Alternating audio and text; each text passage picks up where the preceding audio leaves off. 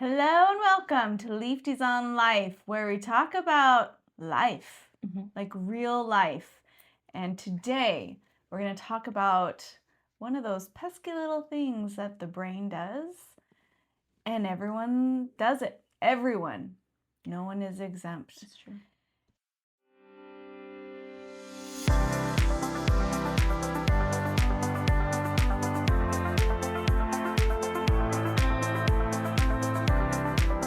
So today we're going to talk about how people would rather belong than have truth. Belonging is more important to people than truth. So there's a list of reasons, right? But this goes back to like caveman days and where Survival. it was survival. Yeah, So our makes brain, back then, if you were not a part of a tribe or your group, you couldn't survive. Right. Like you couldn't survive on your own. But today, our brains still operate that way. And we think that if we are alone or isolated or not part of a group, that we won't survive. So that's one of the reasons. There's like a list of reasons, and we'll kind of talk about them. But I think it's just when it goes back to that, like historically, like the caveman days. Instincts. I don't know what else to call it. Caveman days? Like primal instincts. That's good. Yeah. When we were still fending for our lives. Yeah. Our brains are a lot the same as they were back then. There's only some few changes, few improvements that we have. It's interesting because of the whole evolution premise that if that were the case, wouldn't our brains have changed more? I know. Evolved. That's the word. I know, right? So that's number one, is like our brains are just trying to save our lives. They're trying to keep us alive so that we can procreate and live. And it's not even like, it's just like basic level. Our brains treat social rejection as a physical danger. That's our caveman primal instincts. Yeah. I really like that. Thank you. I think that's the reason why bullying is such a life-altering and life-threatening occurrence. Like people make life-ending decisions based on bullying because of that very reason, and then they cease to see their place in this world, that they leave it. That's how... Yeah. Because when people are bullied, they feel like they're being pushed out of a group. They're feeling isolated. Yeah. And thank you for that. The number 2, truth can be isolating, but agreement feels like safety. If you're a part of a group and you don't fully agree with what they're talking about, if you speak your truth, it can feel isolating. Yeah. And then you don't feel safe. That's a herd mentality, right? Like, yeah. Okay. Yeah. So being right alone feels scary. Being wrong with others feels comforting. That's so interesting. And it explains so much about so many people. So this is why things like teenagers dress in current trends, even if they don't like it, because they want to fit in. Adults agree with group opinions that they haven't fact-checked. Fandoms defend celebrities even when evidence is stacked against them. There's that, like, the horn and halo. Yes. Effect. This is kind of a like an offshoot of the halo and horn effect that we talked about before. So our brains would rather be wrong with friends than right by ourselves. It's really important to realize that we do this. Yeah. And it's hard to see that, or when we're like in the middle of it, it's hard to see the forest when you're in the trees. Oh, for sure. Right? So it's hard to state the truth when we want to belong in a group, whether they're right or wrong. And something that's interesting as you're talking, I'm thinking back, about my life and how I've done these things. And I've noticed that when I was a teenager, this was so important to me. But now I find a sense of pride in not going along with the status quo, and that truth is my bedrock. That is what I hold on to dearest, so I will not sacrifice that. And whereas I would have taken anybody's truth as my own just to not be alone. Yeah. So teenagers, this is huge for teenagers, right? Because they're figuring out who they are and what they like, what they don't like. And friends are a big part of teenagers' life. And they're just trying to figure it out too. And so it's like the blind leading the blind. And I think that's why it's so important that families have a strong connection, because kids need their parents. Yeah. But what's the hardest part about that is that we know that, we should know that as parents, but we also need to remember that in this stage of their growth, in their brain development, they are trying to figure out who they are despite us. So they're trying to find their legs in a world and who they are, when we're trying to tell them, I'm here to protect you, you belong here. But their instincts, their primal, are saying, wait, no, I'm not supposed to. I need to rebel against this because that's the only way that I know how to be independent. And so being able to say, okay, that's them needing to be independent, and then this is when I need to step in, it's respecting boundaries, but also making sure your kids know that you're there for them. Yeah. And I think when they need you, the biggest way to tell is if a decision or some choices that are being made are going to have long-lasting consequences. That's when I feel like it's time to step in. But when, what lipstick, these little things that aren't going to matter other than for bribery purposes later and blackmail, I think we've got to let them figure some stuff out on their own, even if we know better, because we've been there. It's the worst. Sorry, go ahead. But it's true. I actually tell teenagers all the time, don't do anything permanent until you're in your mid-20s, because that's when your frontal lobe is more developed and you can make more logical decisions. That's just like a life hack. But everything in you at that time says now is now and it's forever. Everything about, because that isn't developed, everything feels so immediate and needs to happen, or your life is going to be over, or oh my gosh, that's so true. You cannot see past that now thing. Oh my gosh, when you're in high school, it's like world there is no life after high school. It's just that. It's so weird. Yeah, and so when as parents we're trying to say, hey guys, don't use it all up now. You've got lots to do. They're like, they cannot believe us. It's not that they don't or don't want to. They literally cannot believe it. It's true. Brains. Freaking brains, man. Seriously, but I feel like they're out to get you. But oh my gosh, brains, they just want to help. Yeah. They're just not always doing it the right way. Oh my gosh. The best way. Yeah. So I'm going to skip through because that's actually the best one, and we'll save that for last. So the next one is agreement creates instant connection with people. So when you share beliefs with someone, it triggers dopamine in your brain. It triggers emotional bonding, social approval, validation, and belongingness. Who doesn't want those things, right? We all want those things.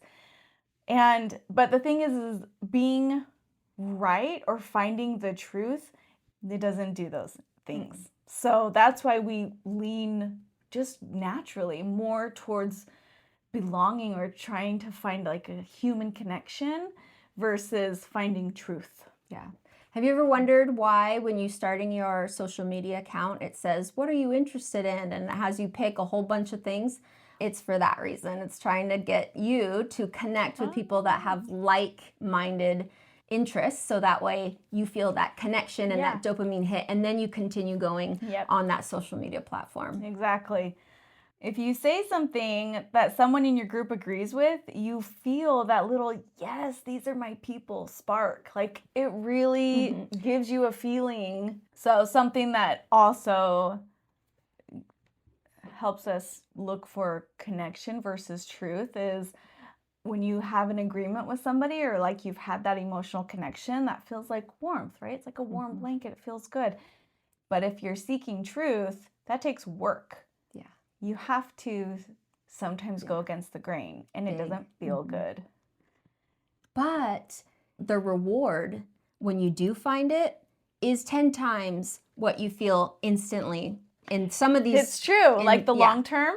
Yeah, but we don't really think that way. Yeah, the longer we search for a truth and take action to figure it out, the more it becomes part of our belief system, which then shapes who we are and then shapes how we make friends. It's just, you have to do both. You have to do both. Yeah. But one is natural and one takes work. Right. The natural man versus the higher power, right? Like, yeah. Like God. Yeah. All right. The next one, conflict threatens belonging. So if you were to correct someone in your group, what? No, it's just, this is like, my eyes are being opened to your life right now. Because this is like, because I don't like conflict. Yeah. Right. Yeah. But because that threatens belonging, which I've never heard it phrased that way, and makes sense to why it is so detrimental feeling, you know, when it does happen. Yeah. And when I make things a little bit more interesting and you're like, knock it off. And I'm like, but I love a debate. Because truth, man. Yeah. So when you are correcting someone in your group, that could cause tension, you risk rejection, or possibly weaken that relationship. So going against what your group is saying is incredibly difficult. It's not just something people do on the average, even if it like goes against their values. Everything you believe in. So all of this goes back to values, right? I think you have to know what your personal values are, and this is like a conversation we have all the time. All the time. You have to know what your personal values are, and that will, number one, help you pick what groups you want to be a part of, but also helps you seek for truth. And eliminate the possibility of that conflict and that potentially threatening piece of belonging in your life. Because sometimes it can feel like make or break. And if you're with people that have the same values, it's a lot less likely that you'll have to sacrifice your own beliefs in order to stay, you know, without conflict and a part of a group. And like for teenagers, like this is hard for adults to then be a teenager and a group of friends are like, hey, let's do this. And everyone's thinking the same thing, right? Like, I can't say no. So they all like, okay, that's cool. They don't want to be the one that says no thanks. But there always are. Like, every group has one that's like, oh, this is not good, guys. It's not good. It's like even in cartoons, there's the Daphne and then there's the, you know, like a Zwinks chick. You know, the one that's like, guys, you should really think before Scooby-Doo. Oh. Thank you for that. Velma. Yeah. There's parts of a group and you have to decide, are you a Daphne or are you not a Daphne? And you're saying Zoinks. Oh my gosh. Because solving crime, you know? That happened. Yep. Solving crime. Yeah. So, like with our kids, what we do is we have the text X. So we learn it from some other wise person that was like, if you can't get out because you don't want to be that one that says no, you text your mama an X and I will get you in trouble so hard that they will think that it's my fault and not their fault, and they don't lose face, but they can get out of the situation safely. Nice. There you go. So people avoid causing conflict if it will threaten their belonging into a group. Even if the truth or what is like going against their personal values is like a siren and red glaring lights, fireworks in a bad way, like coming at you, it doesn't matter. Like sometimes, and it's just natural to want to be a part of the group. We avoid it. And that's why like at family gatherings, like people will avoid topics if it's going to cause a fight because they'd rather keep the relationship versus speak their truth. Yeah.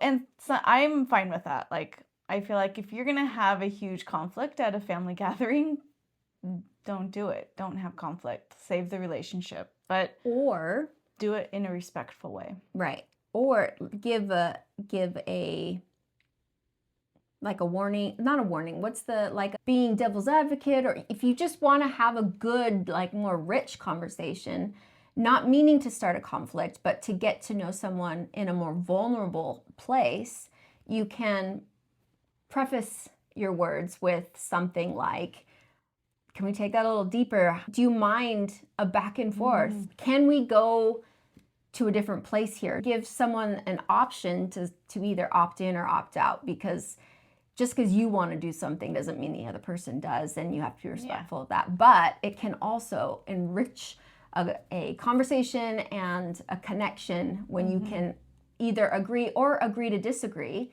because that is very much a thing. You can agree to disagree, and it feels just as good at the end as agreeing. And that creates even more of a connection, and you can then get to your truth and speak your truth without compromising it. And hearing someone else's truth. Yeah, which without being disrespectful. Yeah, and you don't have to agree with it. That's the great thing is about truth. It's something that is uniquely yours, and you don't have to take on someone else's in order for you to have your own. And that's great. So the last one, my favorite, being a part of a group gives you identity. This is huge. This is huge for all people. It shapes who you are from then on. Changing that. That's why we're always on our kids, like, choose your friend. You are who you hang out with. You are who you hang out with. And so make this decision, because it's really hard to change it. I did, but that doesn't, was it, what I like, is it great? No. Is it nice to have long life friends or lifelong friends? Yes, she's had that. And that's wonderful. I don't. Whatever. I'll stop. So when someone says they're part of a political group or a parenting style, a church, a professional tribe, a generational identity, right? Like the Gen Xers and the millennials, like we really hold on to who we belong to, or a diet group, like vegans. Oh, I was going to say, I'm a Weight Watchers. No, I don't. Well, that's one too. Okay. Like, well, I guess it's not written on a shirt. I suppose that's fine. It becomes part of your identity. And it's true. Once you have determined what you have for your identity, it is extremely hard to change that, because we want to live up to who we think we are. So it's really important that we carefully decide what our identity is. And what if our identity was truth seeking, right? That's me. Like, I don't know, like holding on to our values. What if our identity wasn't wrapped up in a group, but was wrapped up in us, who we are? And whose we are. I've been listening to talks all morning. Oh, look at you. So. I've been running around like a chicken with its head cut off all morning. Going to assemblies and whatnot. Belonging. Merry Christmas. Blech. Supporting children. Yeah, that's who she is. Well, I think it's important. I think it's good. Right? Correcting the truth means questioning who you are. Oh my gosh, yeah. And humans hate that. Yeah. So they'll defend their group even if the facts fall apart. Do you know where this is the most detrimental? Where? When you're in families, Mhm. when your child chooses a different life than you have, and it feels like they are rejecting everything that you taught them and where you belong. And when they say they no longer belong in that place, it is so heartbreaking and family destroying potentially if it's taken that way. But Yeah, it if you feels don't know, like it feels a physical pain, it's a mourning, it's big. And a lot of people don't know why they get so upset and why it becomes so earth-shattering, and it is because you feel so rejected by your offspring that is instinctually meant to follow in your footsteps. Yeah. It feels like such a betrayal. Yeah. Like a personal attack. But it really has nothing to do with us. No. They have their own lives, You know which what? is annoying. Things that happen in life rarely have anything to do with us. Oh my gosh, yeah. So, It's so true. let's talk about how we can seek for truth over belonging to a group. So this is something that takes incredible courage and self-awareness and emotional maturity, because it literally goes against our human nature, like what our brains literally naturally do. Yeah. So putting truth first is rare because choosing truth often means being the only one who disagrees. No one likes that. Unless you're me. Risking judgment from your tribe. No one wants to be judged. Questioning your own assumptions. No one wants to be wrong. That's true. Breaking away from groupthink, which is like following the group, whether they go against your values or not, because it's like the herd mentality. And sitting with discomfort. No one wakes up in the morning wanting to be uncomfortable. So it takes work. It's hard. And truth tellers tend to be independent thinkers, people less influenced by social approval, people comfortable being misunderstood, people who value principles more than popularity. So obviously that rules out teenagers. Right. Could you imagine if society did that? Instead of being in the herd mentality, we sought for truth and did what our personal values led us to do. Yeah. And do you know what's interesting though? Yeah. I think reasonably that most people believe that they do that they are the exception, that they do live their lives according to blah, blah, blah, not realizing that the decisions they make, or not realizing that when it comes to certain things, or giving into the who wants to go to dinner, that even though they didn't want to go to that place, that is the sacrifice, and that's where it starts. It's giving up what you want for the sake of the group. Obviously, it's not life-shattering like, the restaurant, but it does make it easier the next time and the next time. And then all of a sudden, you're smoking and drinking, and you're like, when did this happen? It's you're slippery slope. You should have just chose the restaurant you wanted. Gateway drug. It is. Okay, so how do we get out of the forest to see the trees, right? How do you know if you are seeing the forest or trees? How do you know? How can you assess yourself?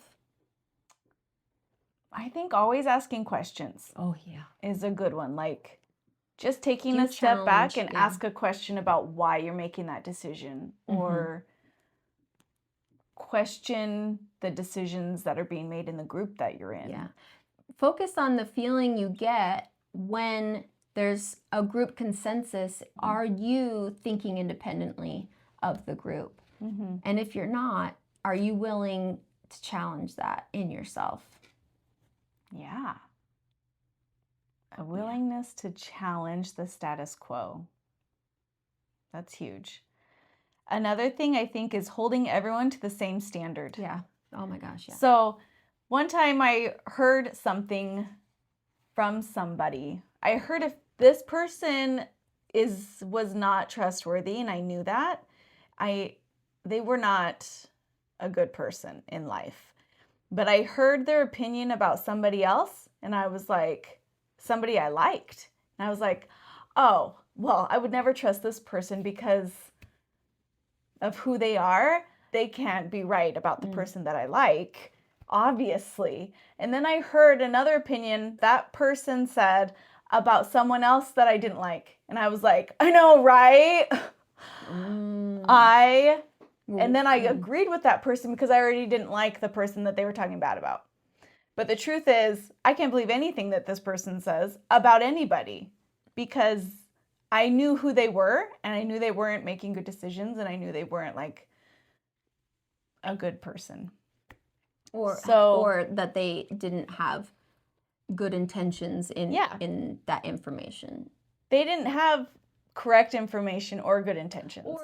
Or maybe it's better to describe that person as that their life does not fall in line with your values. Because they could be a good or a bad person, that's kind of relative, but their values did not line up with yours. So how can, when they speak those values, you agree with their assessment when you guys don't value the same things? It was Jeffrey Epstein. He was the person. Remember we talked about it? Yeah. So naturally, I can't listen to anything that he says because I don't think he has values. Well, he's dead now. He values young girls. That's what he values. Money. I think he valued money too. Yeah. Okay, so holding everyone to the same standard. So not making any special rules or exceptions for your people or your family or your favorite celebrity or your political side or your friend group. Truth first people treat facts like facts, even when it's inconvenient. And I love that. It makes me happy. But it's not always easy. No. I think about that when I think about holding everyone to the same standard, no matter whether or not they're in your group. Yeah. And I think realizing that it is so instinctual to like people who fit a mold or how you see yourself, because we like to see ourselves reflected back in the people that we surround ourselves with. Like that is a human need and something that is so instinctual that we cannot even realize that it's even happening. We don't even recognize it. There's a reason that we choose to be around people that look and feel and see life the way that we do for belonging, but also in a cultural clan feeling. It feels more permanent. It's tribalism. Thank you. I couldn't think of the dang word. Yeah, we all want a tribe. We all want to believe. I went on my Scottish roots. That was good, though. So another way that we can put truth before belonging is to seek out information that challenges you. Because whenever we go online, everything's tailored to us. And so it gives us confirmation bias. We think we're always right.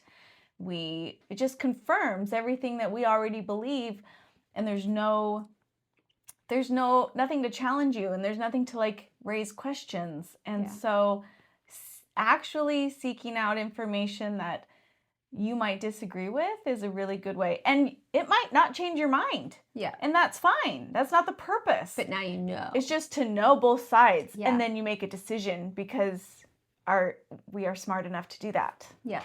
Yeah. And I think being able to train your brain to look for alternative solutions or alternative problems or alternative information helps to teach our brain how to behave in the 21st century. Like being able to challenge yourself is a great tool, and it can be so amazing to grow your life, your business, your family, everything. But it all starts from walking into something that feels dangerous and being okay with it, knowing that that this brain is from a long time ago and you have to retrain it. Because anxiety and excitement feel exactly the same, exactly, in our bodies. It's us that determines which it is.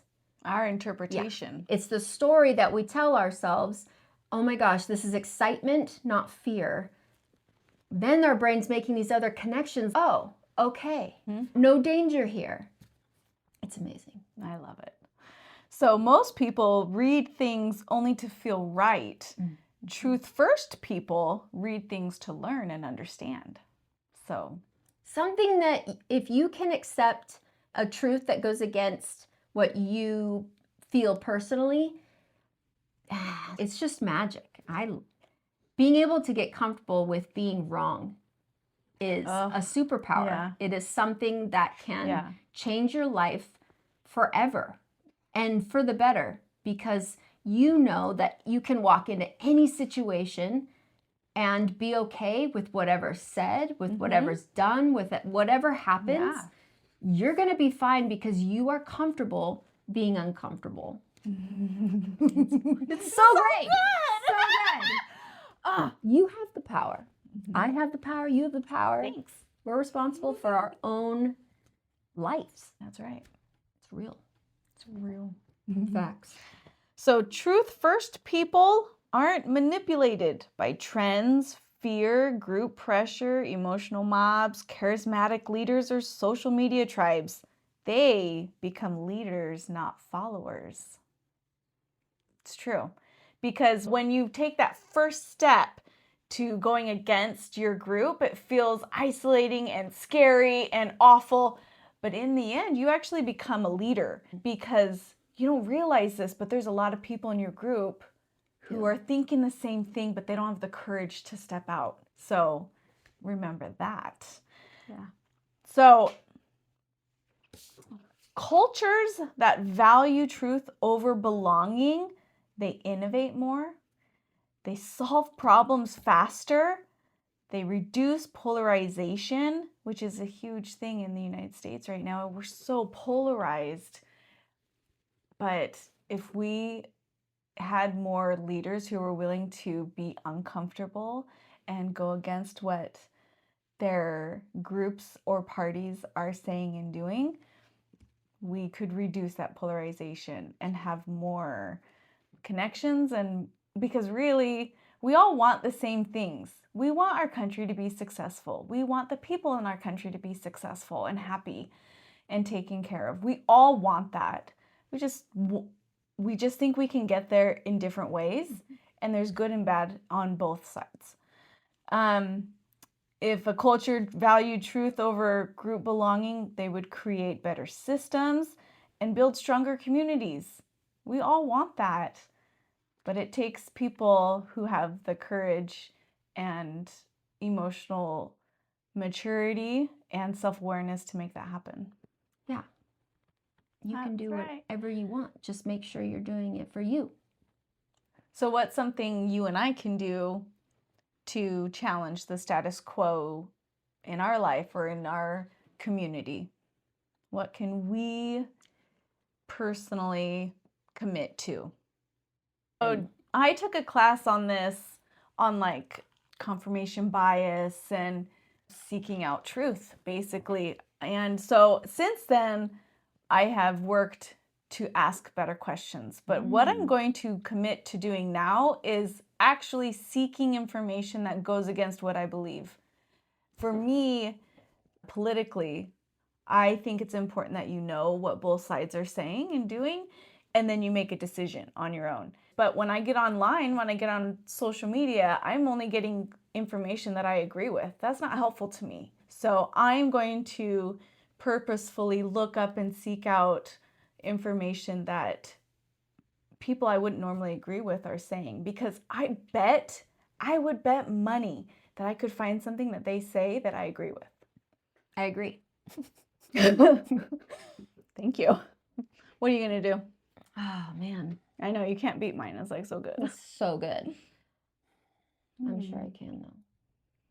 I'm going to do my darndest.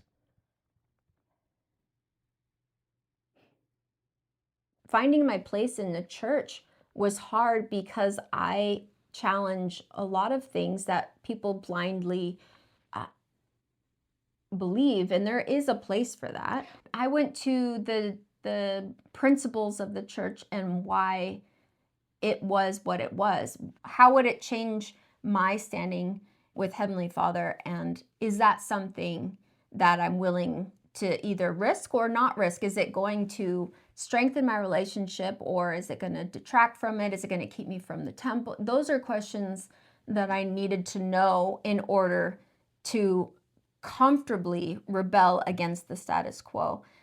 I found truth, and that's how I found my belonging. But it took time, and my faith in the people changed throughout, and not having to fit in. I think sometimes it's okay to belong to a group. Yeah, absolutely. And you should, because it's a fundamentally sound, like you have to do that. But just make sure that the people that you choose to belong to are in line with your values and have the same boundaries and respect the boundaries that you've put down. And that no means no. No means no. Either be with people who you agree with or who will respect you after you disagree. Oh, yeah. Yes. That I was going to say. Or that challenge you in a healthy way. And because I think being challenged is awesome. You know what? When someone is backed up against the wall in a corner, they have to decide who they are in that time. That is my favorite moment of someone's life. I love it so much when you are backed into a corner and you decide who you are in that moment. If you are in a group, if you're backed up in a corner, do you belong with those people? Who are you? I don't know. That's good. I love this stuff.